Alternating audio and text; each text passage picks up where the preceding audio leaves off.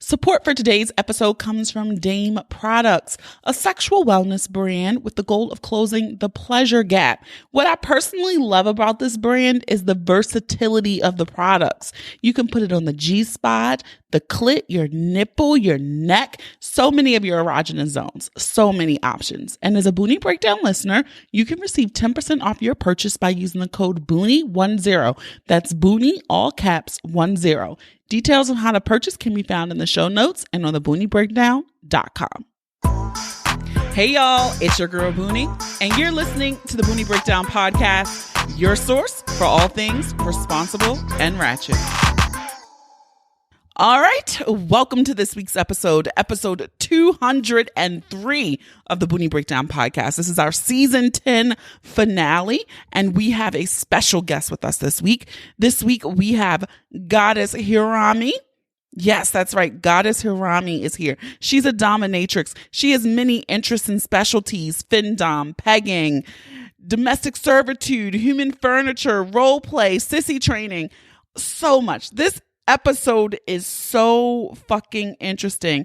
And I must say that I think it's worth the $3 head on over to patreon.com/the Boonie Breakdown to watch this episode, to just see my facial reactions to the things that we discuss. But we talk about how she got into this space, how she is moving as a sex worker, BDSM.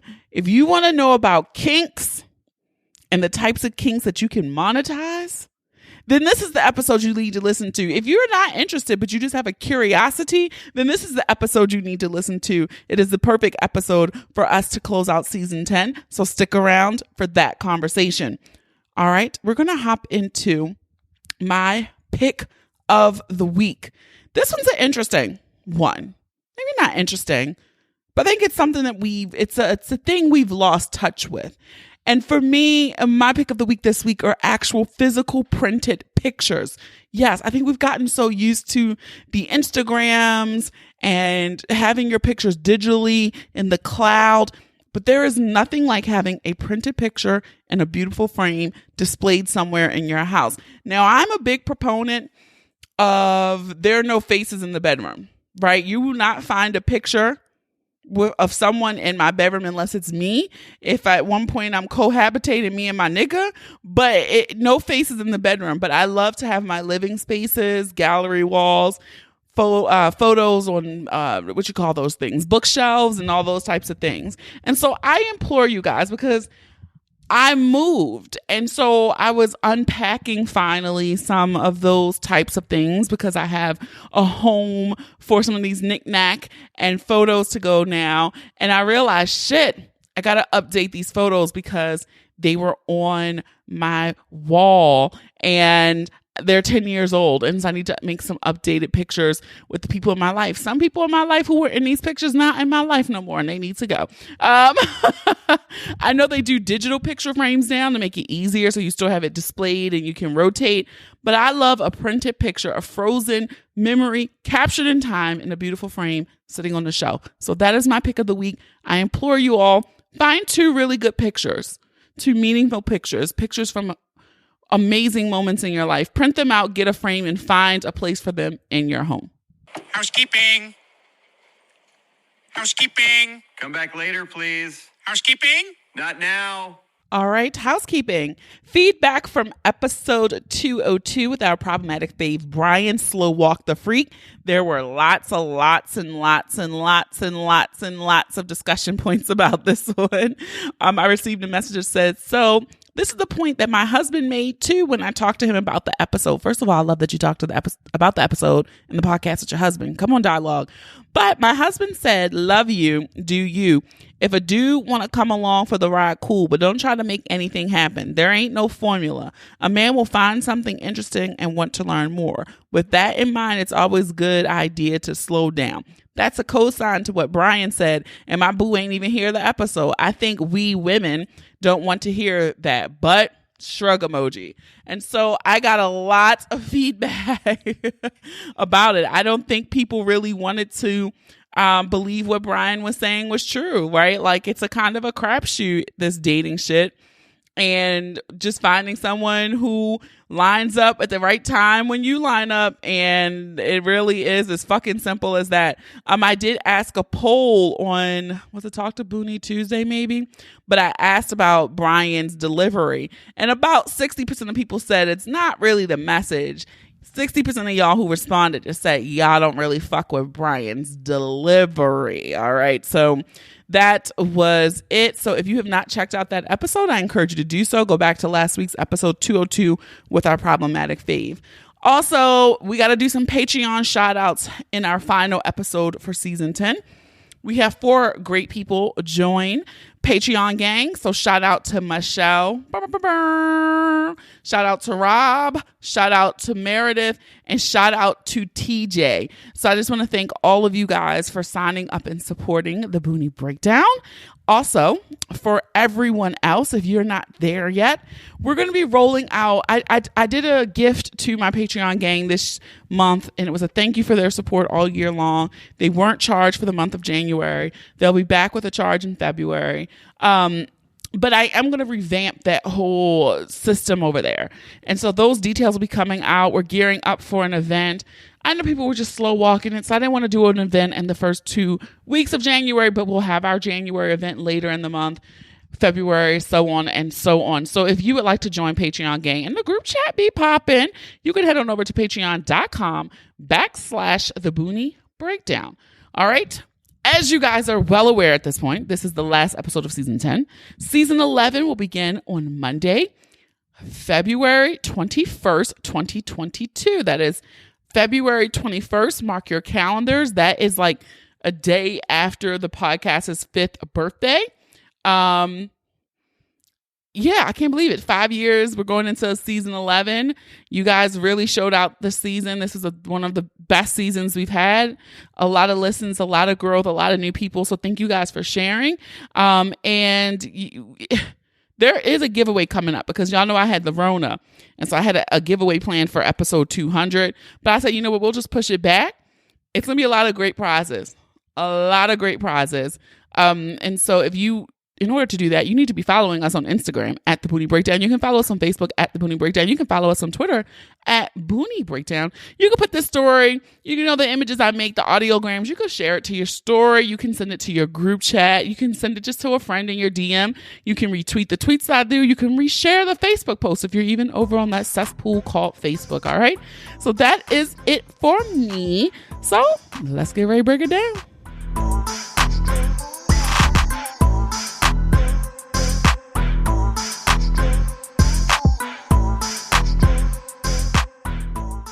Hey guys, it's your girl Boonie, and I'm excited for this week's episode. We have our guest, Goddess Hiromi. Welcome to the Boonie Breakdown. Thanks for having me. How are you doing? I'm great. And yourself? We're doing good. I'm excited for this episode. I hope. Can I get up all in your business? Yes, you can. I was actually surprised that you reached out to me. I was just like, the Boonie Breakdown? Like, why were you surprised? I literally found out about you like a few months ago after my first social media, my first Instagram got deleted. We won't go into that, but based on the content that I post, I think you had it was something about National Masturbation Day. And I saw that post and I'm like, oh my gosh, somebody gets me. So I was just like, you know what, I got to go ahead and follow. I actually posted the post that you made on my story, and I saw that you looked at it. I was just like, oh, okay. I'm like, cool. I'm like, see what it's about. And I've been in love ever since. So, oh, well, welcome. Glad to know you're a ratcheteer too. So I have to ask, whenever I have, first, would you call yourself a sex worker? Yes. Okay. I always, when I have sex workers on here, I ask, how did you come up with your name? Goddess Hiromi. How did we come up with that? Oh my gosh. It took me a while because I was studying kink for so long. And then I was studying to be a pro dominatrix, which is what I am. And I kept seeing all these cool names and I'm like, oh, that's cute. And I'm like, I don't want to use my name, which is rather unique. And I'm like, this is cute. I'm like, but I don't want to sound like everybody else. And I'm like, you know what? Niggas love anime. So I was just like, let me just go Ah, ahead and just like start like Googling some stuff and everything. And I said, Hiromi. I'm like, that means abundant beauty. I said, oh, this is perfect. come This is on now. perfect. So that's how I came up with my name. And now, how did we get into this space? How did you know I wanted to be a dominatrix? You just said you were studying it. Come on, how did we get here? Okay, so I'm 32. We're Okay. flashback maybe about 10 years ago, 11. I was dating a guy who was a PK, preacher's kid. But They he had a whole freaks. bunch of, yeah, he had a, yeah, but had a whole bunch of sisters and was raised by a two-parent household, typical, guy, white picket fence family and everything like that, blah, blah, blah. So I started noticing that like in my relationships, it would be like the whole black and white movie, let me lay my jacket over a puddle and have you walk over it and everything. And I'm like, okay, like this is different. And then, my queen, what do you want to eat? And I'm like, nigga, I could take a burger. Like, I mean, it's worth it every day. So it just, I just started picking up signs, and I'm like, oh God, please don't let this be, don't let him be in the closet. I'm like, I don't have time for this. So I just literally Ah, just asked him because I was oblivious and I was very ignorant at the time. And I'm like, why the fuck are you so nice to me? And that's that toxicity because in my yeah. I'm past like, damn, you got relationship, to question a nigga like, why are you being nice to me? it is always a motive. So in my past relationships, I was not used to it. So he was just like, Mm. well, I believe that women are queens and you're my queen. And you have had to have the best and everything. And I'm like, oh my God, where were you like a few years ago? But I started really like looking at the things that he would do and like his mannerisms. Like he would let me have the first say, he would let me have the last say. Like he would make sure that I started eating before he did. And I was just like, this is so crazy. And I'm like, what is going on? Like, what made you get into this? So he was just like, I'm raised by women. I got a bunch of sisters. They deserve the best. And I really believe in like female-led relationships, which is FLR. It's a kink that I, specify.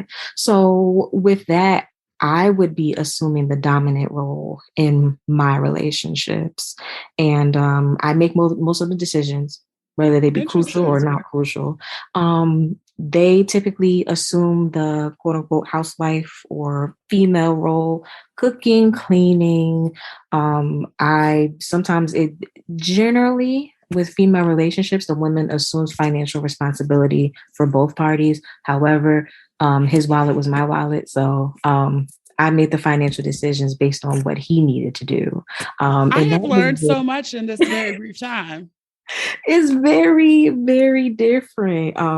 I am the typical husband in a relationship. And although it didn't last or anything, but and I eventually moved to Georgia because I'm originally from New Jersey. It's something that always stuck out to me. And I'm just like, how come I can't get this in my regular relationships? And he told me that he was into BDSM. And that's pretty much was just like, oh, I got to figure out this. Is this the only thing that's came in it? And that's where my research began. So That is how you got into it.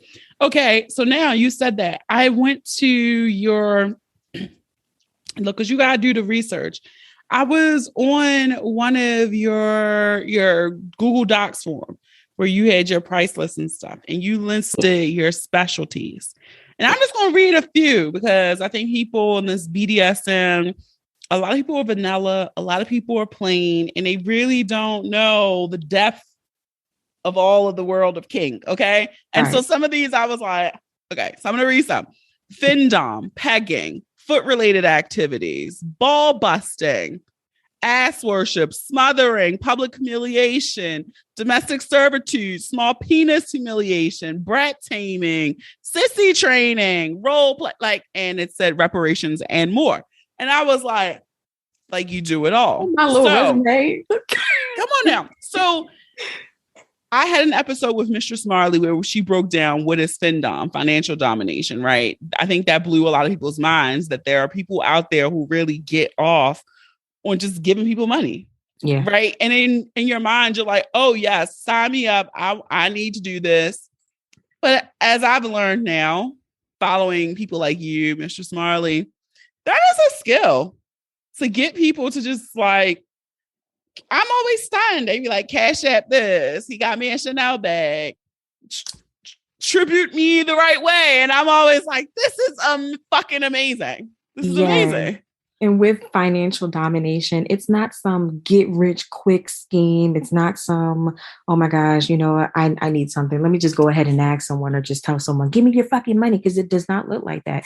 Imagine if somebody came up to you in your inbox and be like, you know, give me your wallet. You can be like, what the hell? Block, reported, spam, delete. No, we're not doing that. Essentially. So, it is a hustle. Sex work is work. You're going to kiss a few frogs before meeting a prince. And it's definitely not something that's a get rich quick scheme. People are not going to pay for something that they can't see and that you cannot prove to them. So you're definitely going to have to do consistent work with branding, marketing yourself, being true to your subs. And sometimes that may require you to do some work that may be, you know, you're starting from the bottom, getting little things here and here and there, or, you know, test driving some sites, whether that be scam and stuff like that. And so how do you do that? How do you draw up clientele? Like, you just don't one day go on Twitter and tweet, I'm a dominatrix, send me $20, or do you? How does this work? How do you draw that up?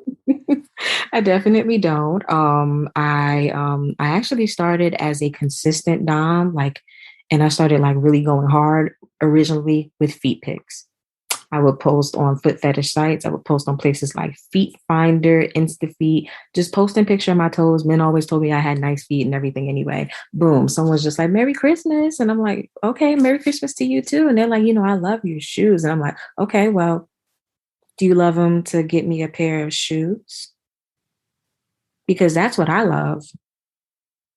Come on now. And then the shoes will start rolling it. You know what? I'm going to go ahead and give that to you because they see that I'm serious. And you know what? To be in my space, I need to know that you are who you say you are. So the vetting process is really important. But it got to the point where I'm posting my feet constantly. I'm posting different positions. Like sometimes you may just be scrolling your timeline. Boom, like there's the bottom of my foot. And you're like, what the hell is this? But it's for a reason. It's for a reason. I market myself with different types of hashtags or anything to boost my engagement because there's a lot of men who like feet. And I'm talking about to the point that they needed to come to release themselves. So, okay. So for the people who are really into feet and it triggers them, it turns them on, they need it to bust, all this stuff. Because I don't think people can comprehend this. So for you, if somebody has a foot fetish, how do you make money off that? Are you selling the pictures? So you just posting the bottom of your foot as a teaser and then they're like, Goddess, I need more pictures. Here's $20 and you send more pictures. Like, I am posting, and I'm not talking about just me, just like posting a picture of me wearing shoes. I'm posting of myself walking in the house. Sometimes I may pour oil on my feet. Sometimes it may be slow motion. I may put my feet in food. I may have like an aerial picture or my phone may be against the wall and you see me just taking off my socks with the other foot. That is a turn on. Posting the bottom of my feet and scrunching my soles so they look like this is a turn on. So it's foot modeling.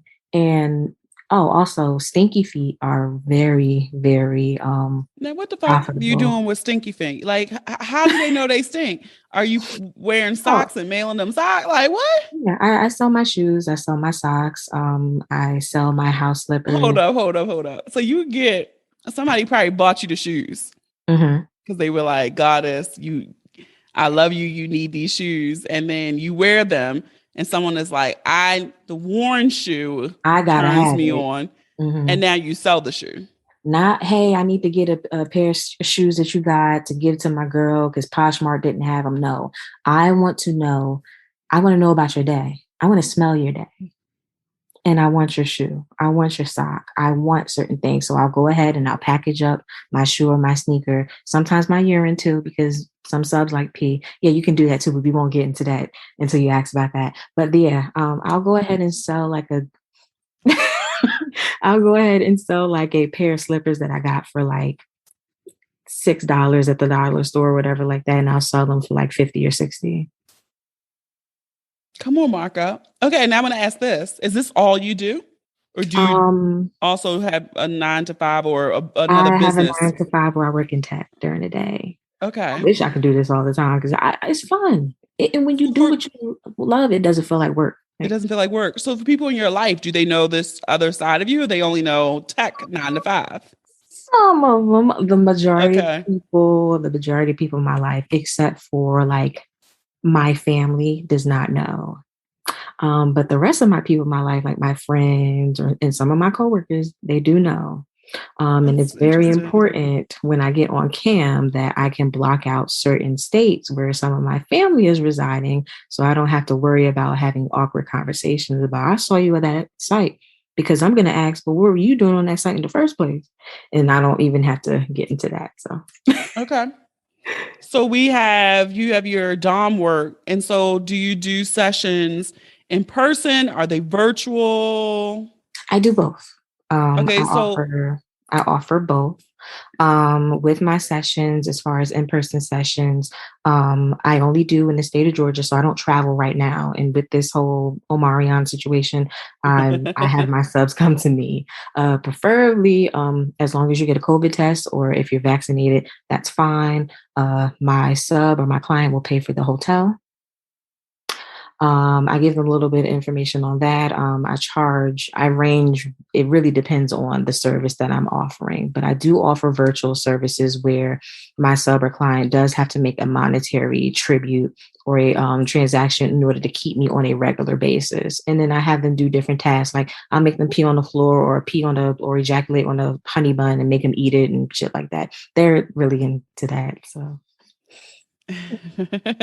Girl, my if you're watching on Patreon, all of my facial expressions, because I'm literally writing notes, because as she's saying shit, I'm like, no, we gotta come back to this, but we gonna pause on this. So you were in a session with a sub and you just happened to have a honey bun, or that was a known fetish, or? Well, what happened was, and shout out to Mikey, because he'll probably be watching this eventually, but go ahead, Mikey. Hey, he is my virtual pissy pup. So he pees on command for me.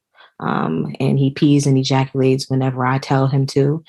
He sometimes has to ask for permission, but I control that from a very, very long distance away. So I happen to be making cookies, and he's just like, "Hey, Goddess, what are you doing?" I'm like, "I'm making cookies. I wish I could give you some, because I'm really personable with my clients." Uh-huh. He was just like, "Oh, I wish I had some, but I got this honey bun." And I'm like, "Well, what are you going to do with that honey bun? Are you going to eat it?" He was just like, "Yeah, if I have permission." I'm like, "You know what time it is. Go ahead and pee on that floor, because I know you didn't pee in a minute. And you know what? While you're there, go ahead and ejaculate on that honey bun for me and eat it, since you don't have the cookies that I have. So I'm going to make you suffer. You don't have what I have. That's too damn bad. You don't get to eat cookies with me. That's too damn bad too. So yeah, I'm going to make you ejaculate with your own cum, and you're going to eat your honey bun on camera for me. And that is on my OnlyFans." It's Yeah, fun. I'm gonna have to go look, because I noticed on your page that you said that you record your sessions, and so I had to ask. So use that for monetization. Yes. But is it also for a safety measure, or is it just for monetization? Because my mind was like, is she recording for safety? Yeah, right. Safety is very important. It's a little bit for both. Generally, with my in-person sessions, I like to do a little bit of a background check.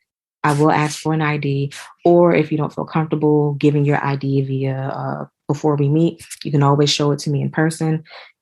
I typically do a separate background check just to make sure that there's no arrest records, there's no crazy stuff on the internet about you or anything like that. I also talk to other doms like, "Hey, have you worked with this person?" Especially if I see that they have done other sessions. It's just like, okay, it's an extra safety measure. Definitely for safety reasons. And also some subs and clients, they have like a blackmail kink where they kind of get off to the fact that this information about them may be shared online to people that they don't know. What is so fascinating to me is every step, every piece of the work that you do can be futurely monetized. Yes. That is insane. And what a return on the investment. Yes, yes. Because everybody's just like, you're pegging? I didn't know you were pegging. Because for a while I wasn't posting it. And I was just like, you know what? People are not going to pay for what they don't see. And I had an ex-boyfriend who I was dating, who we actually did make a video. And early on, I posted it on OnlyFans. I forgot to watermark it like an idiot. It ended up on X videos and getting a ton of views. I immediately took my video down and I really didn't feel confident. But when I posted that bad boy there, and I was just like, my clients were just like, oh my God, are you coming this way? Are you coming this way? Do I need to come to you? And I'm just like, as long as you have a face covering and as long as you do this background with me, we can get to work. We can get started. I'm with it. I'm with it all. Okay, so pegging. I know this is different. This is business. This is not, your intimate, close relationships. I really have no interest in pegging any man that I'm with. But I do understand that there are clearly a lot of people out there who have this kink. Now, for your subs who you're pegging, you set up this thing. I do want to note that I loved on your form where you're like, you must bleep before. Yes, I'm like, do a scat tax. Like, yeah, that makes sense. When you're doing pegging with a client, do you have clients who just come to you for that and nothing else? Yeah. So how does that go? Is there any other warm up, or is it really you just put the strap on and you lube up and you peg him? Generally, I like to do a video consultation. Now I'm going to actually go. I'm gonna go on the OnlyFans now because now I got to see you too. But go ahead. I can see you some videos on the fly. Like I can just go ahead and get that to you at the end. I don't mind at all. But generally what happens is once a client sends a tribute to my inbox, that's the only time I really read my messages from anyone who's trying to reach me. That means that I know that you're serious about this as I am. So they're like, Goddess, I sent you a tribute. And I'm like, hey, what's up? What are you, what are you coming to me about? Like, what is your interest? And they're like, I want to do some pegging and everything like that. I asked them and I vet them. How have you been pegged by a dom? Do you have a butt plug? Do you have any dildos or anything that you use? What is your experience level? Because there are some people who are excited about this because they may not have had the opportunity to be with a dom. They'll go ahead and lie about the experience, and then it messes it up for me when I have to make a video because other people are going to be able to see this. So we have the consultation just to make sure we're both on the same page. We meet up at the hotel because I don't host in my home. A hotel preferably that they book. And then after that, I get dressed. We talk a little bit there. And I'm like, just to break the ice, because some people are like dead ass nervous. And I'm like, there's nothing to be nervous about. I'm a human being. We're going to talk about this. I'm not the dom that's going to be in your face and, give me your money, like bend the fuck over. Like, I'm not that unless that's what you want. I can talk to you like a human being. I'm very laid back and easygoing. Once you start disrespecting me, then that's where it gets there. But when it gets there, I usually ask, did you fleet? Did you eat? Those are the two most important questions. So they can pass out if they don't eat? You don't need, if you have fleeted, you do not need to be eating within 12 hours. Like, oh, okay. I don't need any accident. I learned something new today. So yes, if you need to eat, you need to have some Jello or Pedialyte. Don't have no accidents on me or no poop explosions or anything. That's for babies. But I typically clean up after. Now, typically I'll use a syringe with my lubricant. It makes it a little bit easier for my schlong to go up in that thing. And so after they fleet, part of your care package is to clean their anus before you peg them? I clean because I want to make sure everything looks good. I don't care if you're hairy or not. That doesn't bother me. But yeah, I'm like, is that water clear? Is everything good? Like, did you go to the bathroom? You don't feel like you need to go? Because once we get started, unless you use a safe word or a color system, we're going to go ahead and keep going. So how long are you stroking a nigga? Generally, I try to do the session. So I offer 30-minute and 1-hour sessions. So that's a lot of stroking in your ass. Yeah, some people. As somebody who has done anal, that is a lot of stroking in that ass. It is a lot of stroking. Generally, in my last client, we went for like a couple of hours, but we were taking breaks on and off, Oh, on and I was off, gonna on and off. say, sis, your stamina. I want to But tell you, he strap up and come over here, shit. look, but he was taking it so he was taking it like a champ. And I'm like, oh my gosh, this is beautiful. Like I'm putting my foot on the back of his neck. I'm having my hands like over my head, like Rico and Paid in Full. Like I'm having fun with it.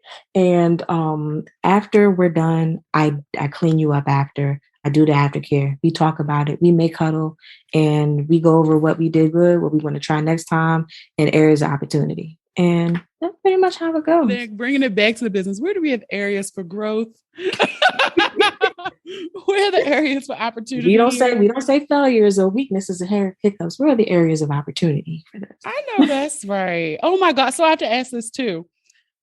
Are majority of your clients white or black?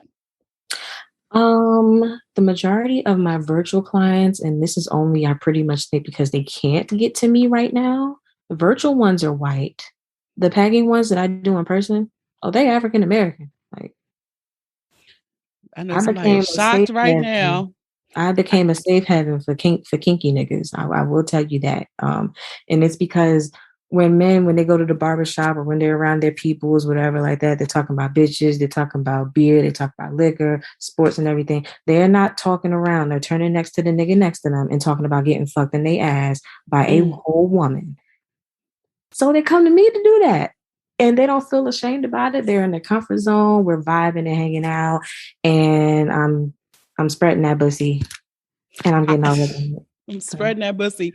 Because here's the thing. I think most Black people, their probably first introduction, I could be making this up. I could also be showing our age, but maybe you're in this certain age bracket of seeing that kind of sex work was Ronnie in the Players Club, where she's like, assume the motherfucking position, all right? eyes on me. And if I catch you looking anywhere else, I'm gonna beat you like a runaway slut. Yes. That's pretty much what this is, people who can't understand it, right? And so that happened in a room full of people, but I think it was also easy to just count that off, like, oh, those were white men that she was doing it to, right? Mm-hmm. And so I think for some people probably listening to this now and trying to correlate and be like, nah, Black people, but Black people, yes. They do. It's a very big kink community out here. Atlanta is really big for it. Houston is very big. DC is very big. There are a lot of places that are big, like on the kink community and kinksters. You can find a whole bunch of people on FetLife if you just Google random things. Well, search random things on there. And you can really go in a rabbit hole on Google just trying to figure out, who does this or what does this. All on my Twitter, somebody's pussy in my DM. Like, so do you prefer, I know this is money, this is business for you, but do you prefer a waxed asshole, a kept asshole, or you just don't care? Like, I take my own asshole nudes. So I'm going to tell you right now that a waxed asshole is very, very beautiful. You know, I always wanted to bleach my booty hole. Me too. I always wanted to bleach my booty hole. Now, here's the thing. I got a lot of ass. And so it is very hard for me to take a good, like, I've never taken a booty hole nude because it's definitely, like, I just don't know who I'm sending my booty hole to, right? Like, before midnight tomorrow, okay? Like, whatever you do, if you don't do anything else, make sure you do that. And you have an iPhone? Yeah, I'm going to use the timer. Okay, use the timer. Yeah, I'm going to have to be like spread open, timer. Do anything else to blend it and you do that, okay? Like, but I did always want to bleach my booty hole because I feel like friction is probably a little darker than the rest of my ass, right? And it is with us, hyperpigmentation, like if you're going to have skin, stuff going on and everything. I love a good booty hole nude. I just think the balloon knot is a beautiful thing. Like, I mean, it is a very like nice looking forgotten part of the body. I just don't know if a booty hole, me sending my booty hole would be a turn on to somebody. I don't know. Maybe somebody ever asked me to bend over. If somebody asked me, I would oblige. But I don't think that's the nude I would lead with. Mm-hmm. I'm not leading with the booty hole. Now we got to circle back before we start to wrap up. We mentioned urine. You said you would sell shoes or products to some of your subs. Use panties too. Mm-hmm. And you put a little pee. Mm-hmm. walk me through this. Two things. For you as the product supplier, so you're wearing panties, you might just like tinkle in it a little bit and then package them up? That, or I might have went to the gym and had those panties on, or I might have did some exercises, or I might have masturbated and kept those panties on using a wand or whatever like that. And I packaged them up and still it in an airtight bag so no smell gets out. Here you go. Panty mail. Like, not the airtight bag. and Not the too, airtight. you can get some really airtight those bottles that don't open very easily. You can get those from the Dollar Tree or a dollar store, and I pee right in them. I wouldn't use that for a drug test if you need it, but what I will say is that yeah, it's possible. Men like urine. So when the people who like, if you get the bottle with the urine, what do they do with it? They pour it on themselves. What do they do with it? Or you don't care? You don't know? I typically don't care, but I always like kind of found it interesting. I've had a sub use my pee in their bath water, like an essential oil. Like they'll go ahead and bathe in it. And they're like, this is the closest that I'll be to you guys. I'm like, yeah, as long as you know that, send me some more fucking money. But other than that, some of them will drink it. Some people will like smell it. They'll open the bottle, smell it, put it back. Oh my gosh. Like, what green did you eat? Like, I'm like, do you still have that? And they're like, yeah, I'm not going to throw it out and everything. I'm like, yeah, like that is wild to me. Yeah. And they can tell if I've like changed my diet or anything. Like, now that's a fan. That is a fan who knows you through and through. mm-hmm. Wow. I never thought, because you hear about that. You hear about people like, oh, you could sell panties, you could sell all that stuff. But again, I mean, it's not much work for you because you say you're just doing the things that you would already do and you just package it up and send it on its way.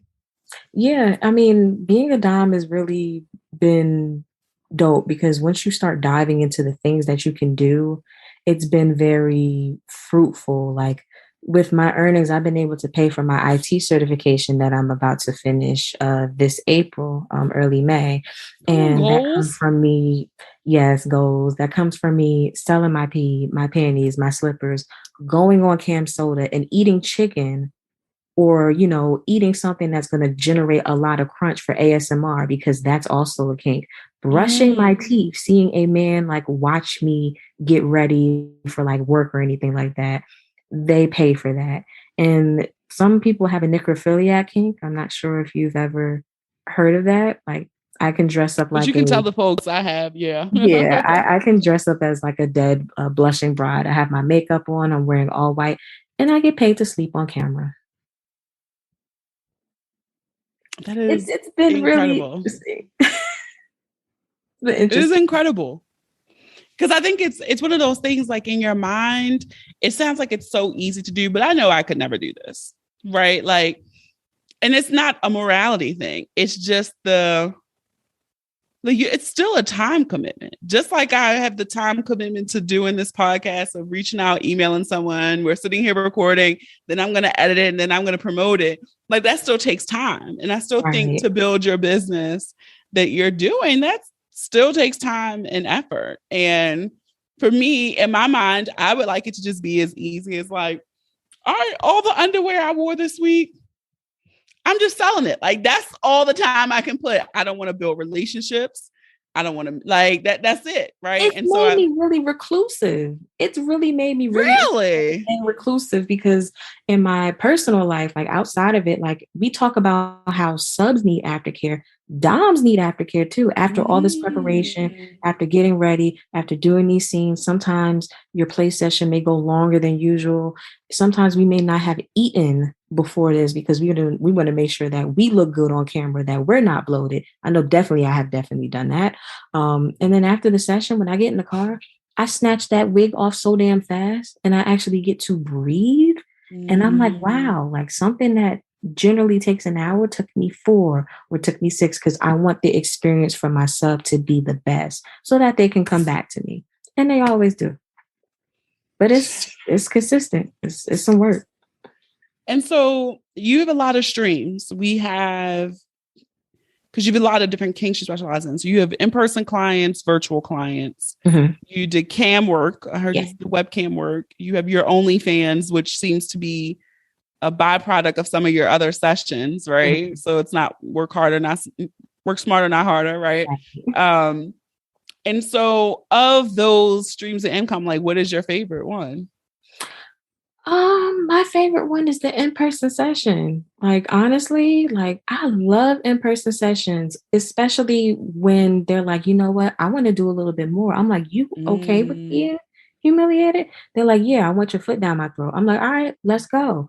We're gonna do that. You want to be human furniture, and then I can sit on you and ride you like a horsey in the hotel room or in front of other people because you have a humiliation kink. We're gonna go ahead and do that. You want to be kicked in the nuts because you feel as though that the shoes that I have on have pretty spikes and you want to see how that feels against you. We're going to go ahead and do that. We're going to do it all. And it makes me be creative.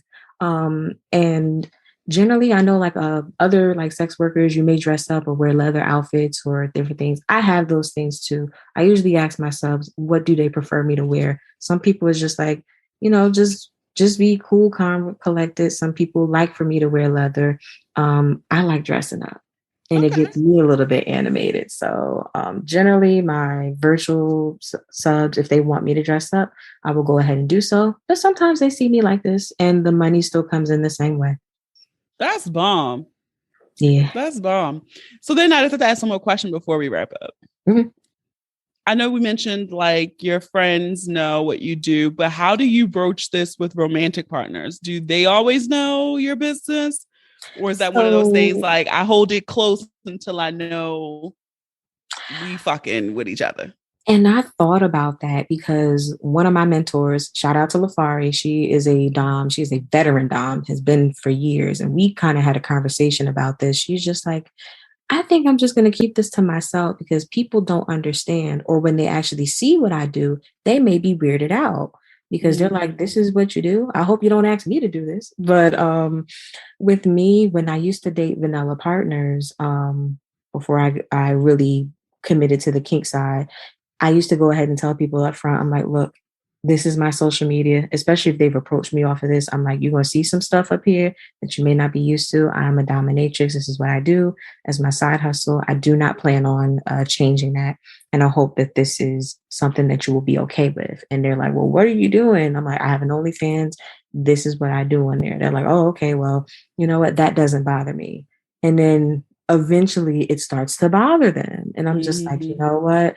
Let me just fix my focus towards the kink community. I did find someone that I'm currently dating who is a submissive male and who loves to be pegged. And he's also a cuck. So in case if I need to fulfill my sexual needs on the vanilla side, I can go ahead and do that. I love it here. I'm never going back. Like, I'm sorry. Look, living your truth. This is what you found. Like you said, you enjoy what you do.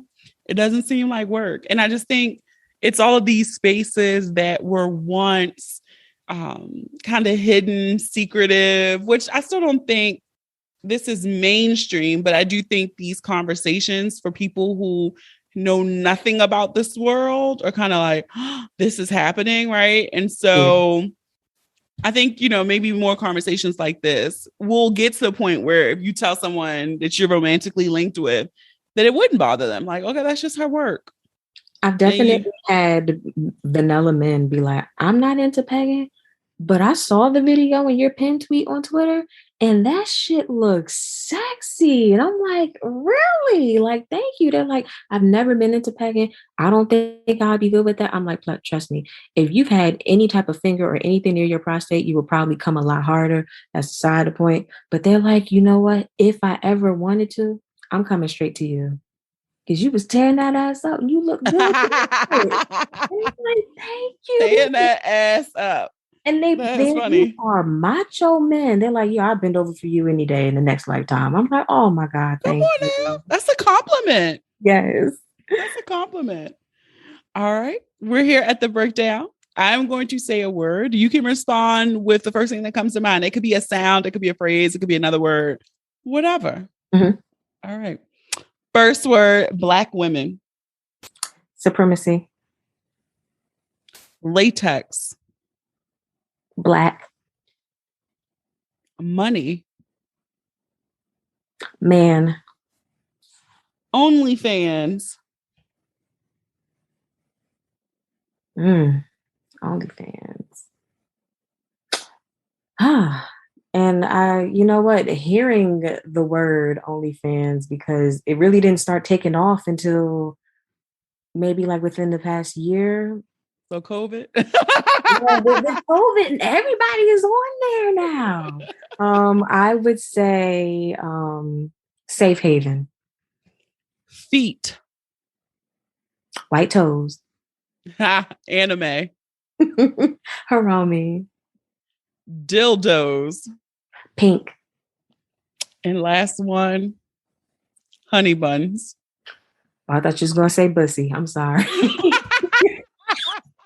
Thought you were saving that last word. I'm so sorry. Let me try and guess my words. That dear sure was. Honey bun sticky. That's the first thing sticky, icky. All right, Goddess Hiromi, can you please tell everyone where they can find you on social media, your website, anything you want to plug right now? Okay, so if you want to find a list of all my features, including my dominatrix mentorship form, because I do mentor other doms who are trying to get into this, my OnlyFans, ways to tribute me, how to book a session, you would be able to go to Linktree. That's generally in my Twitter or my Facebook, or not Facebook. God, I'm like, you on Facebook? But my Twitter and my Instagram bios, and it's Linktree, but there is a dot between the R and the 2 E's / Goddess Hiromi, exactly how it sounds.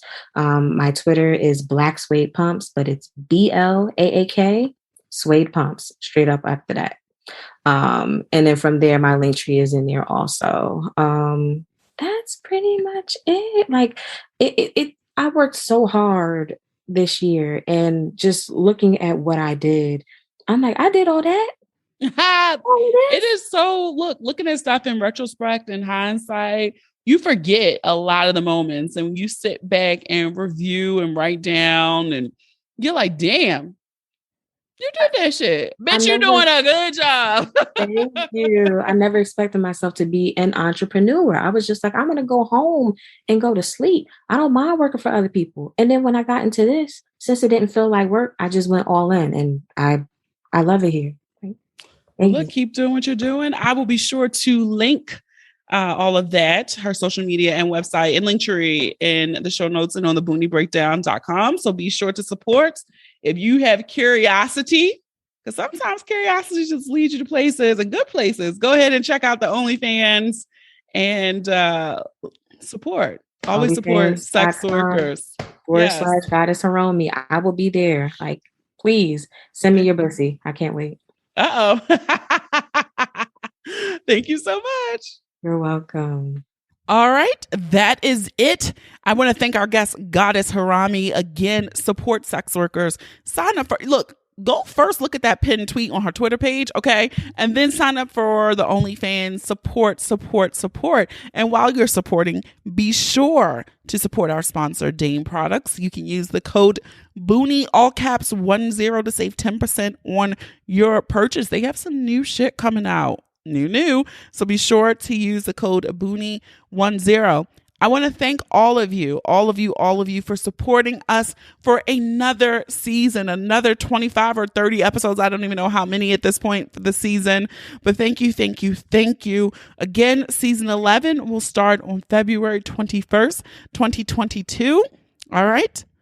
Yes. And if you're new here and you enjoyed this episode, I encourage you to listen and subscribe to the podcast on Apple Podcasts, Spotify, Amazon Music, Stitcher, Google Podcasts, iHeartRadio, YouTube, or any apps that you listen to your favorites on. Don't forget to leave us a review too. You might just hear your review on the next episode. Follow us on all social media. Share the episode with those you love, those you don't love, those you fucking hate. I don't make these pretty images for nothing, okay? Have a dope ass week. Stay healthy, safe, and sane.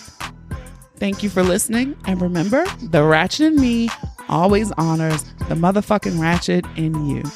Namaste. Until February 21st. Bye.